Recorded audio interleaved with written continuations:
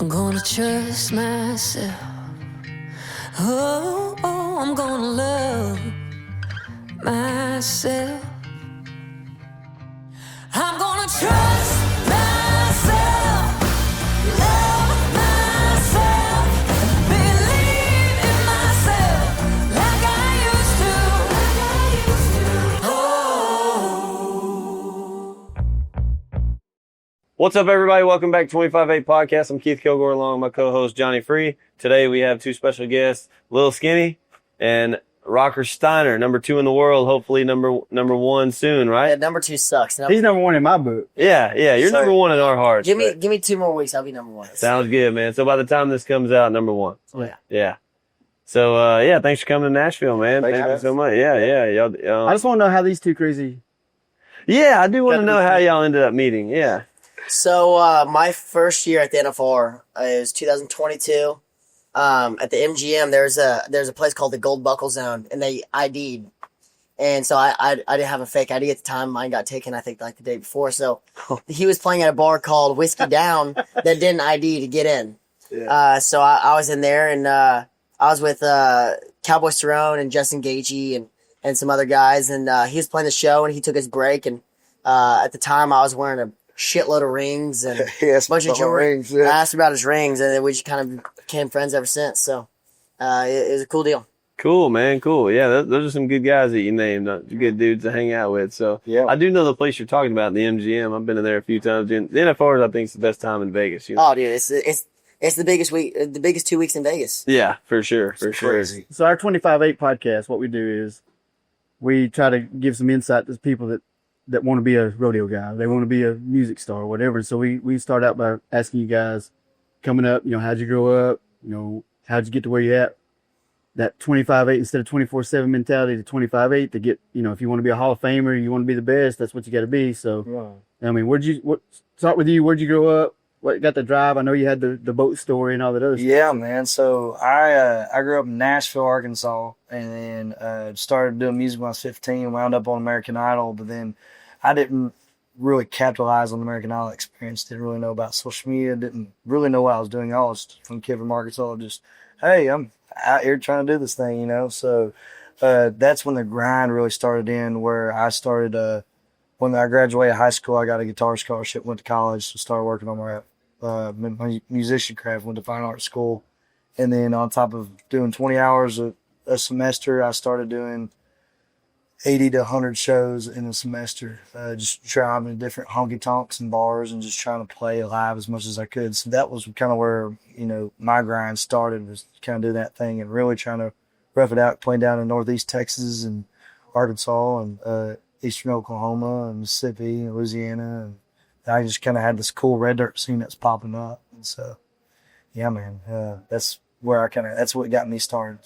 I don't think people understand, you're not just starting out playing a 60-minute opening slot or a 90-minute headlining show. You're playing bars, 2, 3, 4 hour sets. Yeah, it was 3 hours minimum, sometimes 4 hours, and sometimes they would do like a 2-hour set and then an hour break and then another 2 hours. So you're there for 5 or 6 hours. Yeah. It's just it was a rough, but it was a cool grind because I learned a lot. I learned more on stage than I did playing at college or sitting in a dorm room practicing or anything. I learned more stuff, more licks, just finding stuff out on stage, doing it, more about the business.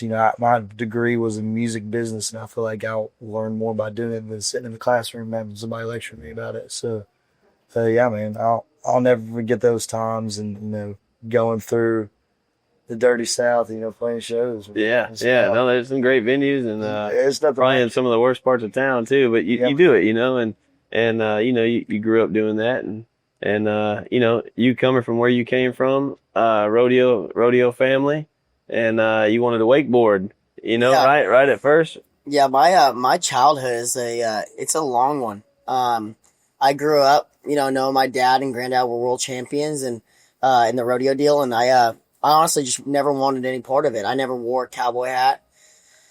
There was pictures on the walls. I heard some stories, but I never really thought too much about rodeo. I grew up wakeboarding between my dad's legs, and whenever I was 3, started wakeboarding on my own. Started competing at 8 and won the world at 9.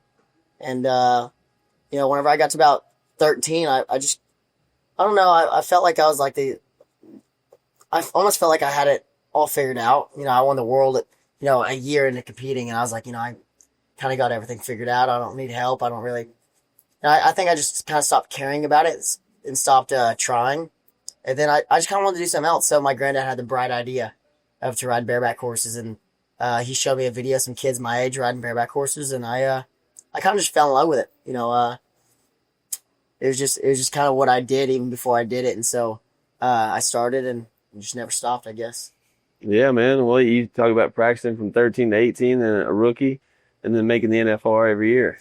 Yeah, Ty Murray, who's the king of the Cowboys, he, you know, won 7 all-around titles. He rode bareback horses, broncs, and bulls, which is insane because, you know, he's getting on 30 head of stock, you know, throughout 10 days, which is insane. You know, we get on 10 horses through 10 days, and he was getting on 30, so he's an absolute animal, and he is the greatest of all time in my opinion, and a lot of people's opinion. So he was my coach still is, you know, I'll still send him videos and stuff, but he had the idea and the plan to not let me go to an amateur rodeo or a high school rodeo. He was like, we're just going to let him practice, keep him healthy, and whenever he turns 18, get him to the NFR. So nobody's ever done that before. Without Ty Murray, I wouldn't be anywhere. Yeah. Awesome. But, you know, you two kind of had the same thing growing up. You know, you can't just practice the guitar like in a field or, you know, or like a tackling dummy for football. Like, you have to pick it up and do it. With a horse, you got to get on it. You know, there's no practicing, you know, like drawing out anything. You got to do it. I think the coolest thing something that really stuck with me when I was a kid was my dad always had 2 things he'd tell me. Son, we're going to pick one thing. We're going to be good at it. We're not going to be half-assed at a bunch of things. You know, get a bunch of hobbies going. We're going to find one thing, and that's what you're going to do, and that's what you're going to try to be the best at it. And the other thing he always told me was, you know, the definition of luck is when preparation meets opportunity. Oh, so yeah. if you're not prepared when the opportunity comes, there's no such thing as luck, you know. And so that's what was cool about my parents is they were really, you know, focused on getting me prepared, and when opportunities came, that I was, you know, able to, you know, be successful to involve. Yeah, it's exactly the same thing with me. Yeah, man. So you growing up around rodeo, you going to rodeos with your family when you were younger, or Yes, sir. you didn't want to do it, huh? You just stay home? No, the only time I watched rodeo was the NFR. I'd stay up and watch the bull riding. Honestly, I didn't care about any other event. I wanted to watch the bull riding, and no, but I never saw myself in rodeo. I was, you know, 14 years old with dreads. I mean, I had long dreadlocks. Even show me the picture. Yeah, dude. I never wore boots. I never wore jeans. I never wore a cowboy hat. Definitely never wore a button-down shirt. You know, I was I looked like I was from California. I had super long blonde hair. I mean, the exact opposite thing of, you know, what you would think I am now. So, I guess I really am still the same. I'm not a cowboy whatsoever, but, you know, I never watched rodeo. I never really cared about it. I loved that my dad and my granddad were world champions. You know, I always bragged about it at school and showed them videos of my dad and stuff. But, you know, I never wanted a part of it. They never talked about it. Really the only rodeo stories I heard from my dad were, you know, him fighting and my granddad, you know, that was really the only rodeo stories I heard with my dad and my granddad, you know, fighting. And, but my dad's friends were really what drove me to get into rodeo. He met his best friends rodeoing, and, Cause they spend more time together than they do with their own family. yeah, you know, I'm spending, you know, 4 months constant with my best friends in the world. So rodeo is really just an excuse to hang out with your friends every day. And it's just like a 3-4 month sleepover, Yeah. you know? Yeah. So it's like, Or going on the road, you know, for 3 or 4 months with your band, you know? Let's go, yeah. Yeah, But that's basically like it is for us. Mm-hmm. it really is just an excuse to hang out with friends. That's all Yeah. it is. Yeah. But, you know, I never wanted a part of rodeo. Then one day it seemed like a great idea. When I saw some kids my age doing it, and I was like, shit, I could do it. You know, so ever since, you know, that's all I've been doing. Is there anybody else doing that now, like all around? You think there's anybody else riding bulls, broncs? Yeah, Wasey Shala. Really? Yeah, Wasey Shala is one of my best friends. He's a really good bareback rider, and he's a really freaking good bull rider. He's the best in the world right now. Number one. He's I think he has like $170,000 one right now, which is insane. Yeah, it's June, so yeah, it's crazy. I mean, he has a chance to break the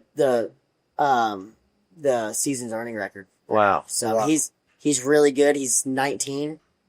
Jeez, man. He's really good. So Are you traveling with him?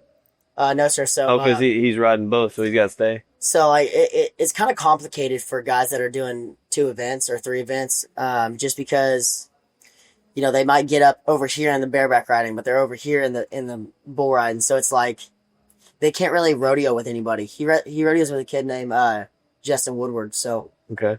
we call him J Wad.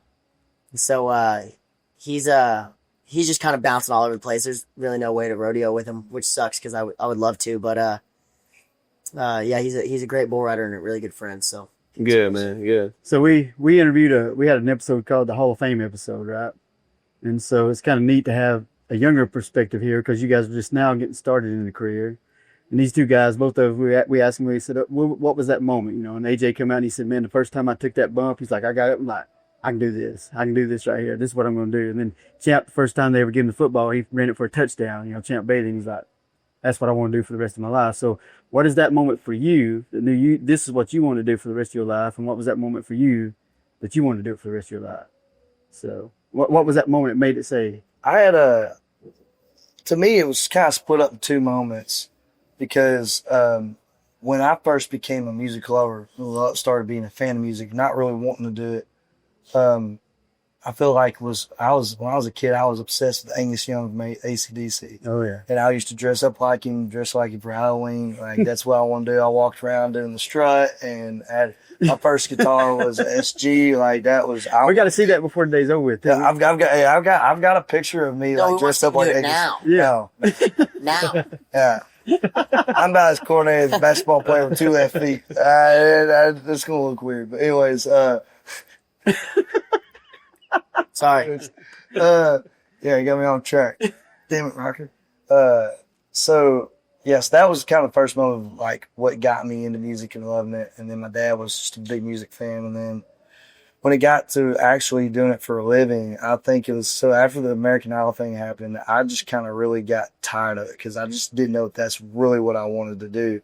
Because like I said on another podcast, I was going to be a Methodist preacher and raise hound dogs. That's what I plan to do. And then all of a sudden I'm flying to LA and I'm flying here. Your life really took a turn. It just took a crazy. It took a bad turn. It took a wild turn for the worst. I guess That was that aha click moment. Yeah, but that was that click moment. Yeah. So that's what turned it into like, hey, this is for real, and I might have a shot of doing something really cool with my life, and really experience now like, hey, the things I'm a fan of as a kid could be a dream come true, and it has, and I've gotten to, share the studios, share the stages with people that I looked up as a kid, and sometimes I'm just like pinching myself like, this is pretty cool. So I feel like that was the moment of like, hey, I got to make this serious and I know I'm talking a lot, but when I was on American Idol the first time, I met a guy named Scott Rashetta. Scott Rashetta started a big machine. He found Taylor Swift, and he basically told all the like 90% of us that were doing the show at the time probably will not make it because there's a checklist of things that we need to have. And so I went, talked to him. I was like, hey man, what's this checklist? And I took all that stuff when I got booted off the show.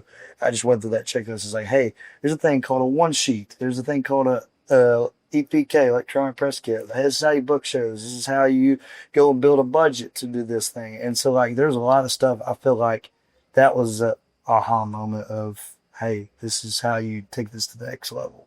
Was that first time on a bronco horse? Was that your aha moment, or what was it? No, the first time I ever got on a horse, I thought this is the stupidest thing in the world, and I don't ever want to do it again.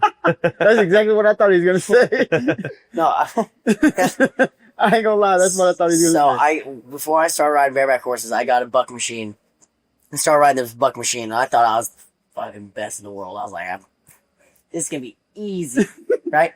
So we run in my sister's Gypsy Vanner, which is like a big, like Clydesdale looking thing, feather footed, real pretty paint horse. And we're gonna come out of the chute. I was gonna learn how to get off on the pickup man. This thing's not flanked, whatever.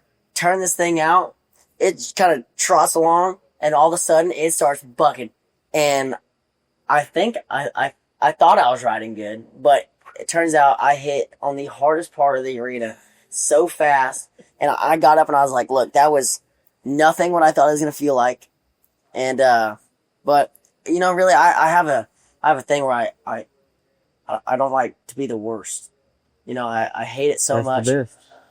And at that time, I was the worst in the world.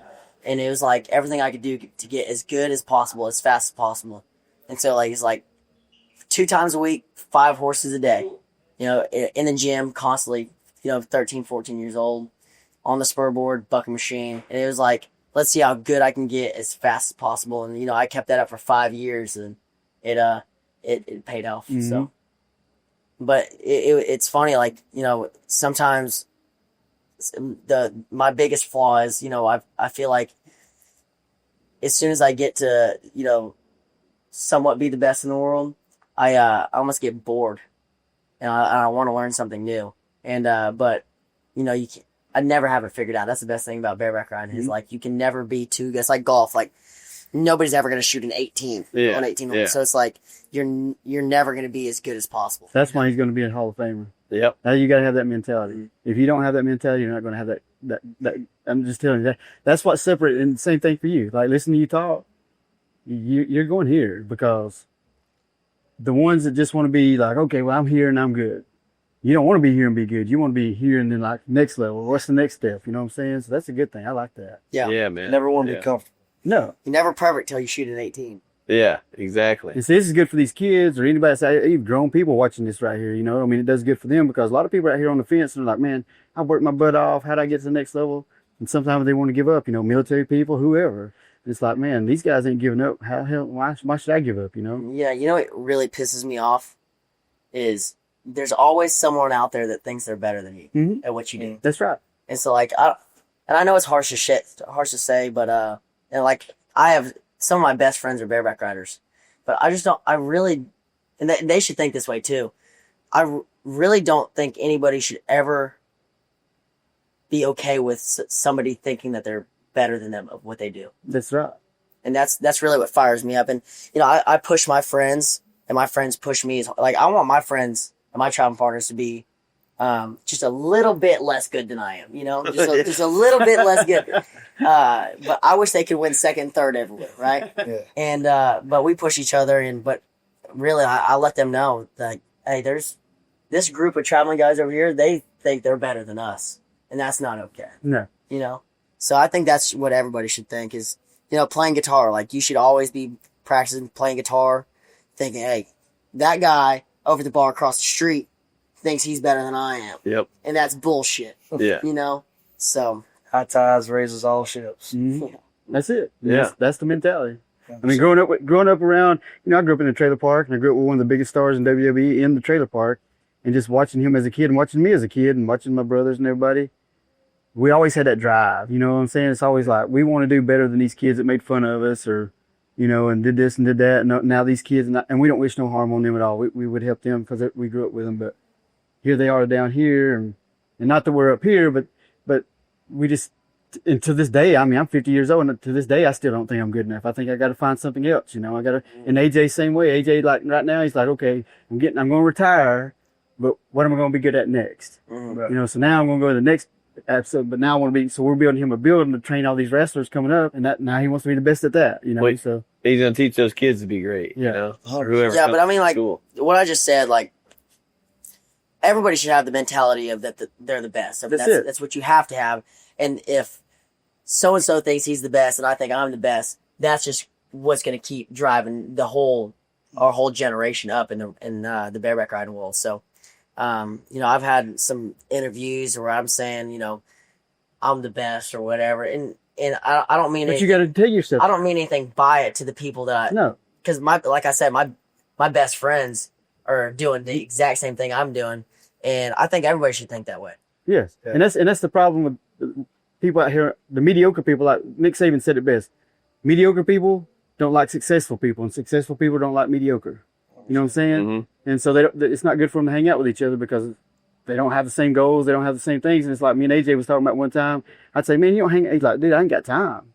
I'm here to do. I got to do what I got to do. You know, I don't have time to hang out with those people that's just mediocre. I need to be here. You know, and I got to stay there. And like you saying that, you got to say it to yourself all the time, because if you don't say it to yourself, nobody else is going to.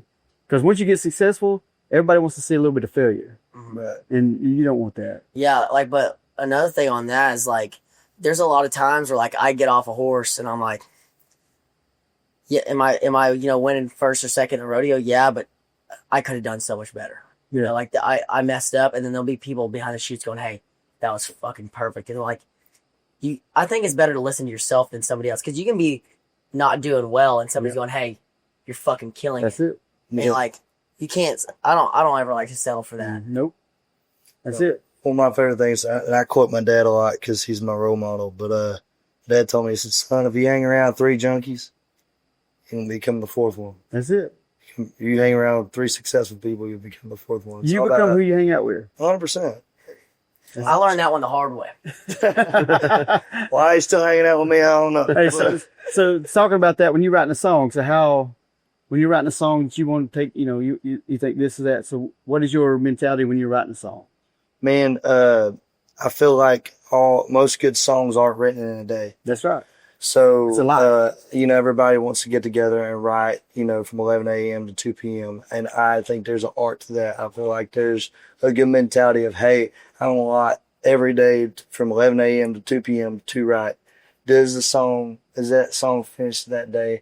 Not necessarily. Now, some of the best songs I've got to be part of, have came out in 30, 40 minutes. Sometimes it just naturally happens that way. But a lot of times it takes that grind of getting it right, one of my favorite songs I written was Nashville to Nashville. It took us 8 times getting together to actually feel like that song was finished. And then sometimes it just comes out. But, if you can't beat it, if you get to the point where you can't beat what you got, then it's finished. And so that's kind of the mentality when I was writing a song. I kind of put it as like just trying to make it the best that song can be, and then move on to the next one. Mm-hmm. Do you have a routine before a show? Do you get to the venue? Do you take a nap or anything before? Or?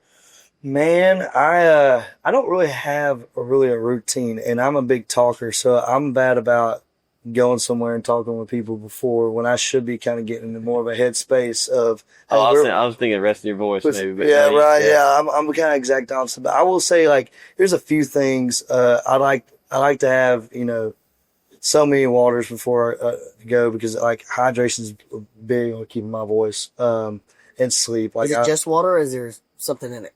No, just a lot of times just water, but then I'll drink after. A lot of times I don't like to drink before a show. I like to try to get, if I can, which is not easy, 8 to 10 hours sleep the night before, because that's a lot of times good on my vocals too. And then I just try not to eat a couple hours for the show.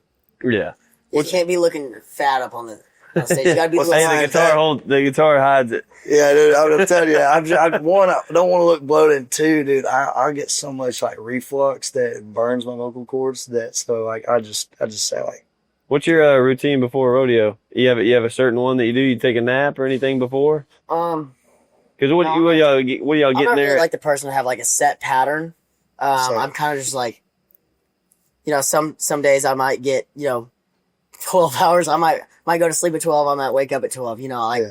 But I mean, a lot of times, sometimes I have to go to bed at 4 or 5 in the morning from driving all night, Mm-hmm. and then wake up at 12 to ride at 1. And I don't really have a set pattern. The only thing I do is I have a Snickers every time before I ride. I don't know why.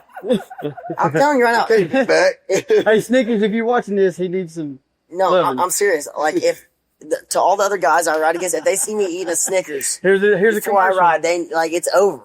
Oh man, It's over with, Just put it this way. Last week, I ate 4 Snickers before 4 rodeos, and I won every rodeo. Yep. Yeah, I was gonna say you're on the streak, man. So Snickers is fixing to reach out to you, right? It works. I don't know what it is. What's funny is we were at Houston, and I wasn't even riding, and Wasey Shala, who I was talking about, was in the truck with me. I was driving, and I was like, dude, I've been doing this thing. I have a Snickers every time before I ride. I can't lose. He's like, are you shitting me? Like, dude, I don't know what it is. I was like, try it. You try it. We pull in the gas station. Woo! Here's a Snickers. He eats it. wins the bull ride. And I'm like, I'm fucking telling you, Oh, it man. works. That's I'm like, dude, I'm just telling you, it works. Yeah, he's gonna be the first rider to have a rider. Yeah, he's gonna have. I want it. Hey, yeah. Snickers all Yeah. Happy Dad. Yeah. Snickers. Hey, Yep. a month from now, we're gonna see Snickers across the back. He's going like, Yeah. Case of water and I don't know what it is, but I get I always have like a Black Rifle energy drink or a coffee before, and then the Snickers, and then listen to some really loud music. Just blast the headphones. Mainly like Slipknot or some. Have you guys ever heard of We Came as Romans? Yeah. You ever heard of that band? They got a song called Dreams. I've been blasting. Okay. He sent it to me the other day. I We'll have was to check it out. It's interesting. I would just blast music, get as fired up as I can, and so you know what's interesting talking to these guys? What do you take from the Hall of Fame when we did? They're on the same track. So yeah, it's the They're on same the thing. It's same just track. from them, not necessarily starting out, but being in the career within 4 years or less, and I'm excited to see what the future holds in the next 20. Yeah. Because I think it's gonna be great. It's gonna be fun to watch. Yeah. Because And I'm just excited to watch the trajectory. Yes. We we were talking. So one of our questions to him was, because AJ didn't make it to WWE to 2016, and he made his debut at Royal Rumble, but he was well known across the world. I mean, he's already made a name for himself, but he's so humble, like you guys are. He was like, man, I don't know if these people are gonna know who I am. I'm like, what are you talking about? He's like, and I'll show y'all a video after a while, but he's like, man, they're not gonna know who I am. He comes out, and that fucking place, the roof come off. And he's just looking around, and he's like, and I said, dude, how'd that make you feel? And he's like, I made it.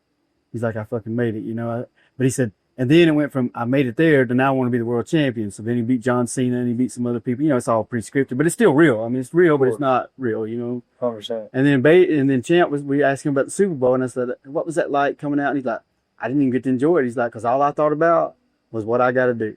Mm-hmm. When I come out of that tunnel, I didn't even get to enjoy it with the feeling of it.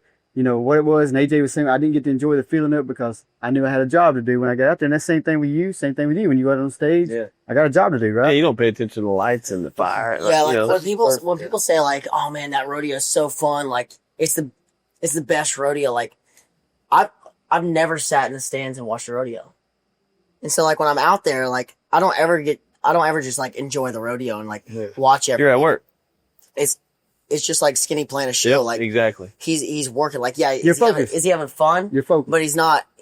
You can't. It's hard to take it all in when you're so focused on winning or doing the best you can. Yep. And so like sometimes it's nice just to go to just go to a perf and sit behind the chutes and watch, but like the whole time you're just thinking like, man, I wish I was riding. Yeah. Like when you go to a concert, you just wish you were on stage. 100%. Like I had a hard time, and it took me a while to be okay with sitting in the audience and enjoying what I do for what it is, because it's like I see memes all the time. Like it's like a football player being fully suited and have pads, helmet on, and everything, and then goes and sits in the stands and watches the team play. Like, Hey, second string quarterback's not that bad. All right. Hey, it's pretty good. Pays well, yeah. It's hey, But they don't have to go jacket. No. But what's weird is people are, when you're touring, they're like, "Oh man, how was that town? I I don't. saw the venue. Yeah. That's it." Barbecue joint that they brought backstage was pretty good. Yeah, exactly. Yeah. The thing is like you shouldn't feel good if you're a musician or a football player. Like you don't want to be the guy on the sidelines. Like you shouldn't be okay with that. Right Yeah. now is not good enough. No. So Well, I know y'all have a commitment to get to. We won't keep y'all too much longer. No. So My granddad always had my great grandfather Tommy, on his boat it said "almost famous," and I think that's the best life motto. Mm-hmm. Almost famous, because you're never, and it's not even about fame. It's like you're never there. Successful, yeah. You're never there. You can So- always get more, so my last question. which is horrible for a gambling addiction. You shouldn't do that. Almost rich. That's not a good thing Yeah. for a gambler. I've gambled with him before, and it's brutal. So I got two more actually, and then we'll get out of this. Yeah, go ahead. But my first thing is not really a question, but both of you guys, if there's a young kid like this young kid right here out there watching, what would you tell them to do to get where they want to be? Go ahead. I would say, I was thinking about this the other day. You just said it. Will it go? Yeah, I mean, there's several different things, but I feel like the best thing, if I was a kid right now, like what would inspire me is saying that no is just short for not right now. And you can't take no as an answer because I've been told no a lot. And no means Unless not she's right blonde, then you need to walk away. now. Yeah, then he pointed out my weakness. But no, yeah, no means not right now. It's not no doesn't mean no forever. It's not right now. So if you keep asking to keep, pushing, dreams will come true eventually. Yep. You got to dream a dream first before it becomes reality. 100%. Yeah. So what would you do? What would you give them? My main thing is like you gotta hate losing so much Yeah. that it's not okay. That's everybody. you Everybody's sick. great is like that. Everybody. You can't lose, and that's whether it's football, baseball, basketball. If you're you're a doctor, you don't take losing as an option. It's not okay. If you want to be the best, you can't lose. And then my last question, and Bobby Keith will take it whatever he wants to do after that, but what's the best friendship story y'all got together? Funny.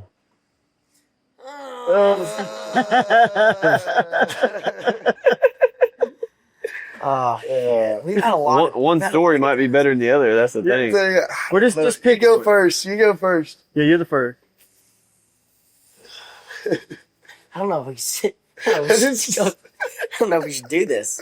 Oh no, yeah, this is. You can do one. I got one. Okay, I I got one. plead the fifth. Okay. You played the best. Oh, he done bummed out on us. He wants to be the best. He done Well, bummed I mean, out. there is an audience. Yeah, there is. Yeah. There's an audience. But I Go ahead. will say one. This is one of my favorites. Was I was getting really burned out in Nashville at the time. This was right before I signed my first deal with Sony, and I was getting really burned out. And this just shows a friendship with him and his family being to me. I was getting really burned out, and I needed a break. And so I called Rocker up, and my birthday just happened. I was like, "Hey man, what's going on?" He's like, "Man, I got some time before I ain't doing anything till NFR comes around. Why don't you come down and stay at the house?" I was like, "Dude, I'd love to. I need to get out of town." So I come down and stay at his house. He goes, "Hey man, here's the bed. Here's where you're gonna sleep. This is where you're staying." The covers never got turned on that bed. I've never slept in that bed for the 3 days I was there. True story. At his house. And we went to Highway 30 Music Fest. That's where we met the first time. And we went over there, and there was one point that I had this mission that I was going to try to drink this whole entire handle of Jack Daniels. And my buddy got lost out in this infield at the Texas Motor Speedway. And they couldn't find me. And I'll never forget, I was trying to get over this fence at Texas Motor Speedway, and they got hung on it, and I fell off the fence. You remember that? Oh my god. Jeez, man. Yeah. Ripped his pants right So off. just ripped him. It was terrible. Man. Yeah, I would say that's one of my favorite friendship Honestly, stories. that's probably one of the best. We can't. The other ones we can't. Yeah, we just can't. Okay. We can't tell, but I'm just gonna go with that one. You can't ask him the same How we question. met was also You amazing. can't ask him the same That's questions at the end. You got to do some different ones now Why? because they already done them. No, he hasn't. He has. Oh, okay. Well, all right. So we already got yours. The 3 questions I did earlier. Yeah, So I'm man. gonna ask you, Rocker, and then we'll let y'all get out of here. cool. Most famous person in your phone.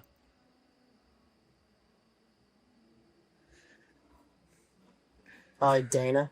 Dana. Yep. Yep, that's my Yep. boy, man. If I ever meet him, I'm gonna be like, Easy, right? dude, I love that dude. God Yeah, almighty. But he gave me his number, and I've never. He doesn't have my number because I've just never like texted him or called him. Like he's so busy, I don't even want to. I only have one request from Bobby Key because he's got his number. I said, for my 50th birthday, I just want a damn text or something from Dana White that says happy birthday, whatever. He didn't even come through. Sorry, man. I'll get it on that 51 though. Yeah. Make the 60 count. Yeah, Yeah. Because I mean, that dude, he believes in everything I Get the 60, believe. brother. We'll talk. Everything he talks about is what I talk. I mean, we're on the same page. But anyway, And you already did a Chick-fil-A order earlier, right? So I'll ask you one more, and then we'll let y'all get out of here. If we're riding to a rodeo, going down the road, who are you listening to right now?